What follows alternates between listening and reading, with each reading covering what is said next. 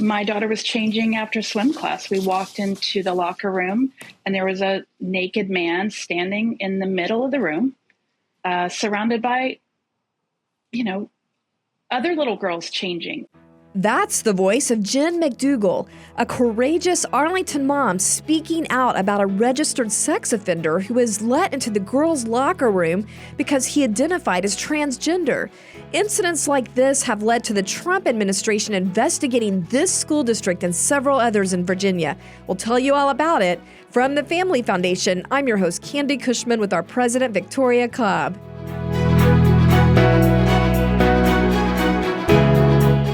Well, welcome everyone. Glad to have you with us for Speak Up Virginia. Today we are going to be covering a very sobering and really hard to talk about topic. And I'll just start by saying our state, Virginia, continues to be at the flashpoint of this ongoing culture war over parental rights and the aggressive push to promote transgender ideology into public schools and our public spaces. And now we have another showdown erupting between the Trump administration and several Nova area school districts. Tell us what's going on, Victoria. Yeah, well, despite the fact that we're seeing poll after poll say that basically 80% of Americans oppose this radical agenda in some form or fashion, you have these Northern Virginia districts that are sticking to their guns. They're saying we're going to double down on these policies that allow men into women's bathrooms and men on girls' sports teams.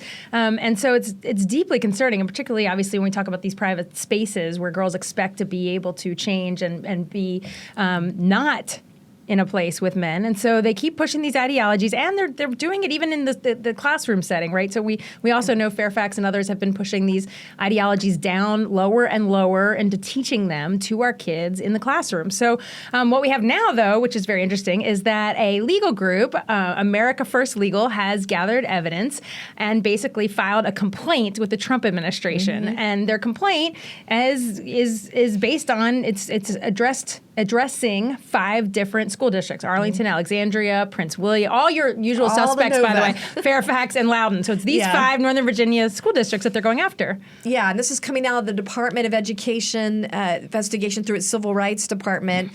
And really, this investigation is going to focus on a couple of areas. One, potential violations of Title IX, and we'll come back to that. But also possible violations of these Trump executive orders that have been coming out specifically on this issue. So he had one that banned, quote, radical indoctrination of K through 12 schooling, especially when you have this gender identity ideology being pushed at the younger grade levels and parents being cut out of that completely and not even being told about it. And the other one, I believe he called it keeping men out of women's sports, was the executive order. So in my opinion, I think this investigation is very well deserved, especially when you tell us what you're going to about what's happening in Arlington. Yeah, so just the other day there was this mom that actually bravely spoke out, and she's from Arlington, so that's the district we're talking about here. She spoke about this horrible situation where she brought her daughter into an aquatic center that is actually operated by the school, which is a little bit different than some of us are familiar with. But she said they went into the locker room, so it's a bunch of swimming, little girls swimming, and they found a naked man standing there in the middle of all these girls. And so apparently, as the story kind of comes out, this man is what turned out to be a registered sex offender. So not just, anybody standing there, a male would be shocking enough, and then to find out eventually that this is a registered sex offender. So the school didn't know that at the time, but still he was allowed to enter this space where these young girls, these swimmers, were expected to be changing clothes. Yeah, it's just heartbreaking to think about this happening. You're a mom, you take your daughter into what you think is going to be a safe place to change. At this point, I don't know why we have private places, right? That's why I go in a closed bathroom door or a closed locker room door in the first place. And this has always been the concern. We've always been concerned that even if you had well-intentioned people, when you make a policy like this, there's going to be those that use it for harm. And that's what we see here. Okay, so The story does get crazier because there are multiple charges against this man, including indecent exposure, indecent liberties with children. But if you look at what's been happening, this is turning into a big scandal.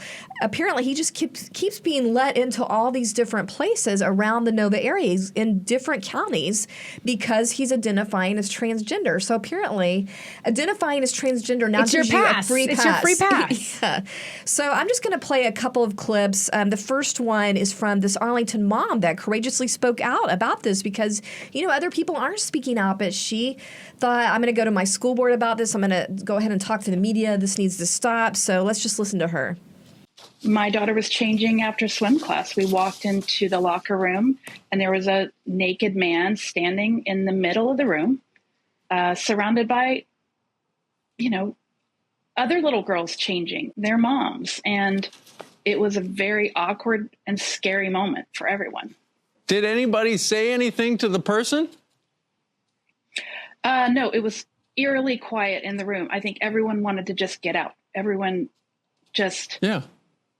It was quiet. It's not usually a quiet environment. It's the giggling and shivering and changing clothes and let's go, go, go. And mom's, pushing everybody out the door. It was so quiet in that room. I bet. That I don't think anyone knew what to do. So when you got to the car with your daughter, was there a conversation about, hey, what you just saw? Yes. I said, my first thought was to get her out of there as quickly as we could. And we got to the car and caught our breath. And she just said, I can't stop seeing it.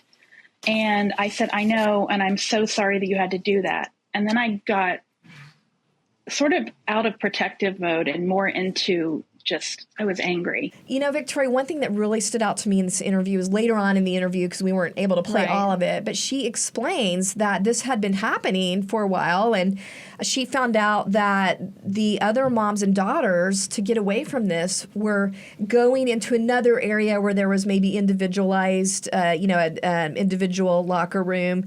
And so they are leaving their female girls' locker room because there's a man in there to go into another place. And that's where I think there are good grounds here for investigating discrimination against sex, because that's what, under Title IX, it would be discrimination against sex. So we are seeing discrimination in this case against the female sex. That's been the thing the whole time. Even when parents have confronted school districts and said, look, my girl shouldn't be in this space, they basically say, your girl should go somewhere else. Yeah. That's what's been happening. And it's like, we're so upside down in our thinking around this. And I do think that's why it merits a Title IX investigation. I'm looking forward to seeing what comes out of this, and I really hope it results in justice for these little girls and the parents in this area.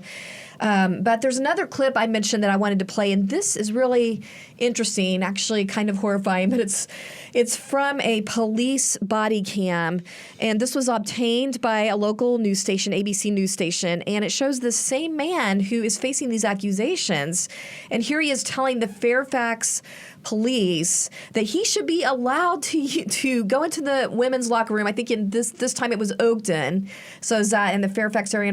I think maybe. Yeah, it's Fairfax. So he's making the case that he should be able to go in another women's locker room in Oakton, despite being a registered sex offender. So he's actually arguing this. So let's listen to that. My civil rights as a transgender person allows me to use a public facility, including the restrooms or changing rooms that identify with my gender.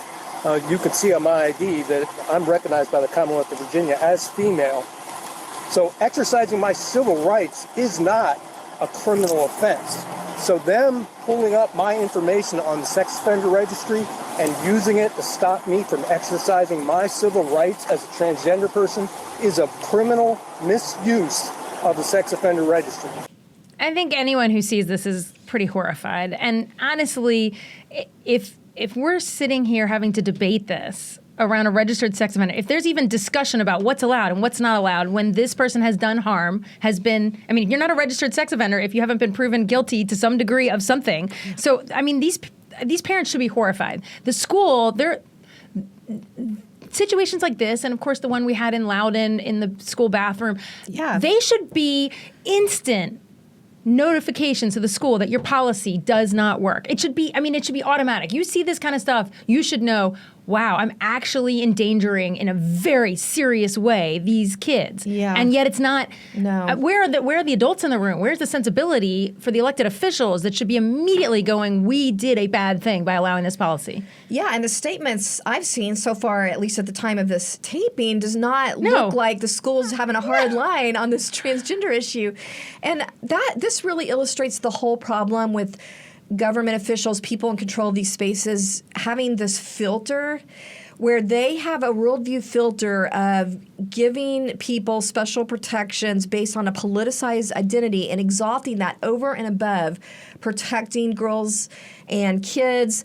And that's why, you have this free pass situation, because as soon as you say transgender, no questions asked, apparently any man can say transgender, and apparently you get a free pass into these private spaces. Yeah, and I mean, we've tried to address this in a variety of ways, and one of the things I'll just mention is we previously featured, if you remember, this Fairfax mom, Kaylee, who we had at our Mama Bear Day, where we had parents come out and speak about these policies, and interestingly enough, her video, that we put out there has gone viral and actually literally reached millions. So it's something that's resonating with people. But she was saying, look, there were a lot of parents talking about the spaces, the bathroom spaces, and she's also saying, like, look, these policies are making me rethink whether I'm even going to consider putting my kids in your school district. Like, you're forcing me out of your school district with these policies. And then, of course, Fairfax, where she was is where she's District 2. They are seriously moving forward with a plan to move gender identification and ideology, all of those things down below even 6th grade. They already start hitting this stuff 6th, 7th, 8th grade, and they're talking about they're actually trying to move forward with a plan that might actually bring this stuff in even earlier. Curriculum. Talking about curriculum. As young as 1st grade.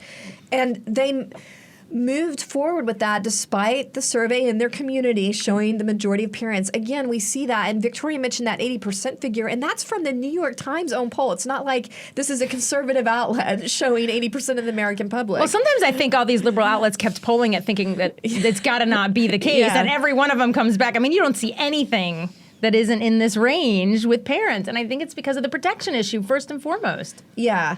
So I really do just feel like, especially in the Nova area, it feels like a lot of these school districts are really at this point just kind of sticking it in the eye of parents and the community that is saying they don't want this.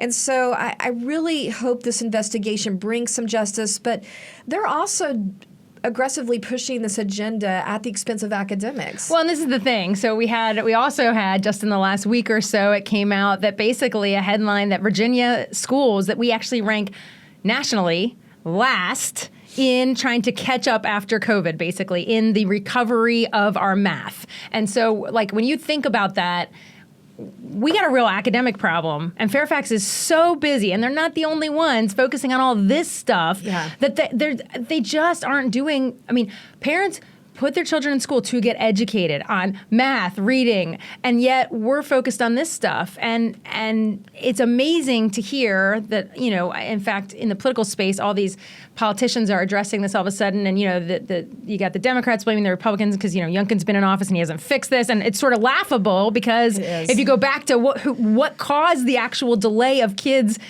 getting their education, it was being out of schools, which was largely pushed by Democrats. It's like, and all of this misses the point. The point is they should have been in school, they should be learning, and we should stop focusing on all these side projects like indoctrinating our kids into a left-wing ideology. Well, and the governor cannot fix it if all of the measures are blocked in the Senate and the House. Correct. I mean, they're still in charge.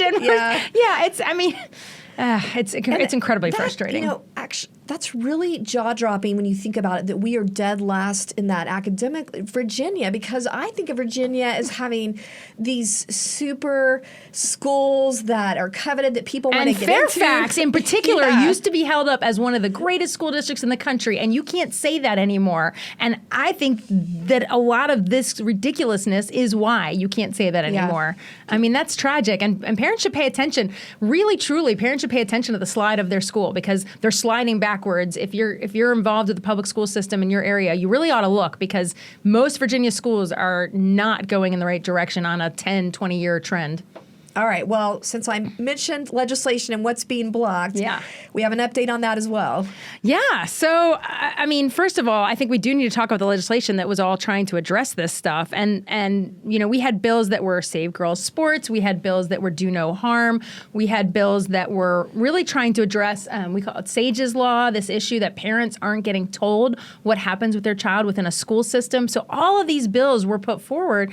But it's important to realize that when you do have liberal Democrats in charge of both chambers, what happens is they get blocked. And so all of our efforts to fix this from a state law perspective got thwarted. And in the House, they didn't even get a hearing, which is even more upsetting, I think, to folks to think we couldn't even present our case in one entire side of the government. Yeah, it really is, because we know the tidal wave of parental rights concern, and for that to not even get a hearing on something basic like you mentioned SAGE's Law, being notified before your child is given counseling on gender identity issues, on transitioning at school, before, to be notified before school officials can come alongside your child and without you knowing it, pushing them to do a different identity at school.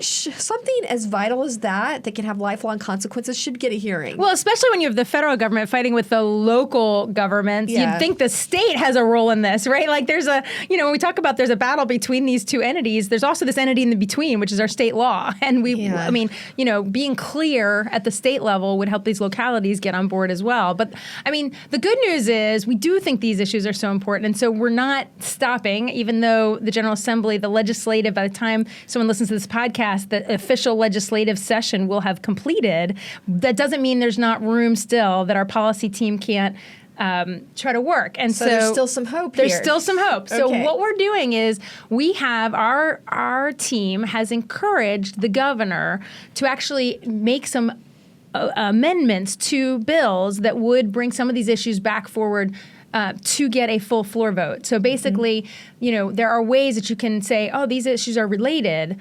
Let's put on an amendment and actually get a hearing for these things, actually know where our legislators stand, because again, the entire House of Delegates is up for election this year. So make them vote on it. So the fact that they haven't voted, when you're a voter going to the ballot box in November, you want to know, where did the incumbent legislators stand on this? And they dodged it. And so we're asking the governor to put SAGE's Law and some other things related to Save Girls Sports like as an amendment to bills. So there are bills that will have already passed through. They're already going to his desk. They'll already be on his desk asking for amendment onto those bills. Exactly. So, I mean, this seems only appropriate that parents get their day and that they know where their legislators stand. Yeah.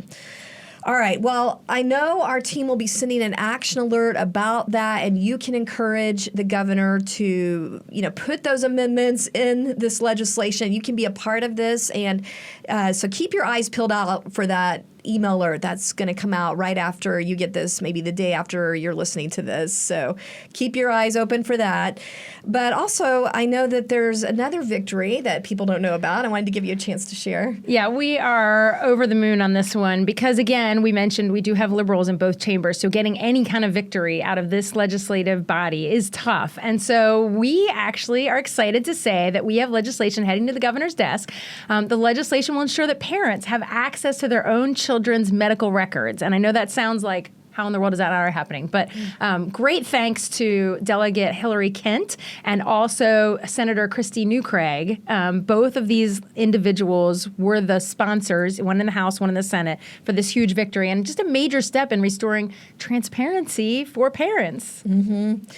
Well, it's hard to believe this is even a problem. It seems like a no-brainer that as a parent you should have access to your to your underage child. We are paying the bill. I always remind people we're paying the bill. Medical records, if you took them to the doctor, why are parents having trouble actually getting access to medical records? Right. Well, this is something that came to the attention of our team. Our Charlottesville Speak Up team parents were talking about it to us. We had folks calling into the law center about this. And what we learned basically is that that it's not an isolated issue. This is happening kind of across across the board around Virginia, and parents are having trouble when they go to access their child's electronic portal. So, everything has moved from paper to digital, and all the lab results, all those things are now put in this portal, but parents aren't being given access to it, which is kind of mind-boggling. Yeah, because that's a big deal because everything, as you say, technology-wise, is moving online. So if there's this thing in the law where they're having trouble getting online, I think that's a huge deal. Yeah, and under the law, health care providers have to give parents access, but the access was unclear in the law. And so what was happening is they were basically saying, well, the electronic portal, your kid has to give you permission versus like if you go digging around and beg for paper. But they wouldn't even tell parents, by the way, you legally have a right to at least the paper. It was sort of like this was their way of blocking parents when, and not every healthcare provider, obviously, but where parents were having trouble, it was like, yeah, well, your kid has to give you permission and let you into their portal, which is absurd. So it was really sort of, I believe, a bit of an oversight in the law. But but bad healthcare providers, the ones that are all about teens having their own autonomy and blah, blah, blah, blah, blah, they were using that in their favor. Yeah, almost like a default. Yes, correct. Yeah. Just sort of, so all this to say, this loophole that we have now moved on to electronic portals has been resolved. And it's really a big deal for parents because it should be easy and quick and obvious how you get all your kids' records at all times. Again, especially because you're paying the bill. That's a passion of mine. I kind of want to just take a moment and clap my hands for that. Yes, it's so exciting because our team initiated this. They're very involved in.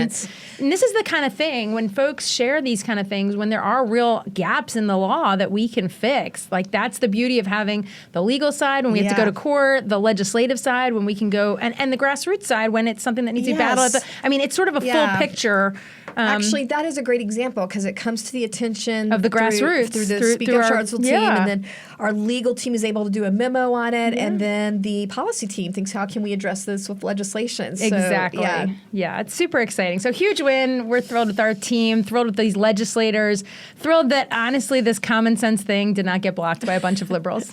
Well, I guess that pretty much wraps it up for this week. I want to let you know, be sure to tune in next week because we're going to be bringing you a special report on all these bills hitting the governor's desk, and he will have a choice of vetoing, signing, or amending them. So we want to alert you in next week's show what you want to be sending emails to the governor about, which ones you want him to veto and amend and sign. And I think this is a key time for you to know about this and get engaged and share it with your friends. So next week, we'll be giving that kind of wrap-up of the entire General Assembly and what's on the governor's desk. So thank you so much for just caring about these issues, joining with us. Remember, if you want to let other people know about it, to share the Speak Up Virginia playlist on YouTube. And if you're listening on Apple or Spotify, give us that 5-star review because that does help the program get out to more people. And remember, we are stronger when we speak together.